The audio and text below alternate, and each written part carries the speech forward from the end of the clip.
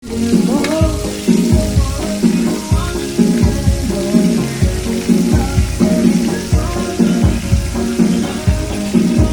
putay, danakin niya pala. Ibaliktad niya pare. Yee! Naman! Naman!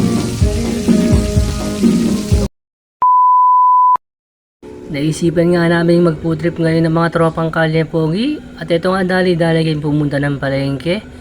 Bumili nga kami ng buto-buto na manok, yung mga scrap-scrap lang man. At ito nga ginawa namin ng fried chicken, no? At ito nga sinasaw-saw na namin at ay pipirito na namin ito mga idol.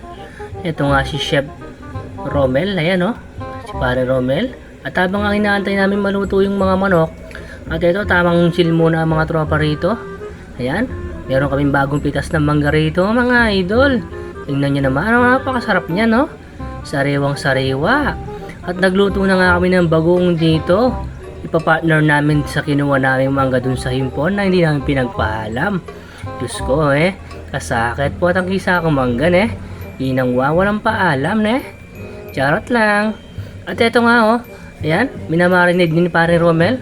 Kinukot-kot na yung manok. Ayan, dahan-dahan lang. Mekos-mekos mo na yan. Insan.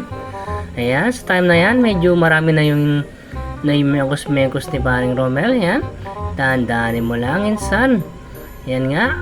Hindi pa nga naluluto yung manok dyan. Naglalaway na ako, mga idol. Dahil nga nagugutom na naman yung mga bulati nating sa tiyan, no? Nokon, At eto nga, nagperi-perito na nga ako dito, mga idol. Ayan. Nabagi nagluto nga kami dito sa may yung kahoy para masarap syempre at mas masarap magluto sa may kahoy kasi nga mas malasa, di ba? Ayan nga. Kumakanta-kanta pa ako dito para mas masarap yung manok para magkalasa. Diyos ko, charot lang. So yun ayan nga.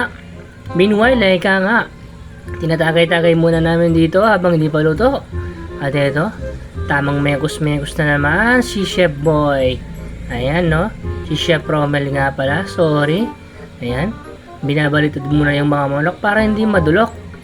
Ayan, dahan-dahan lang naman Dito nga pala sa probinsya namin mga idol, napaka-presko dito.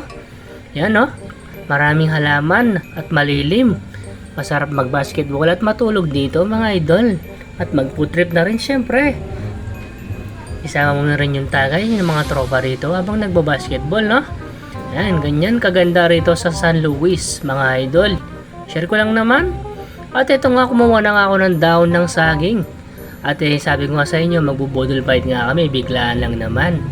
So, yan ayan yung manok, luto na at yung gravy.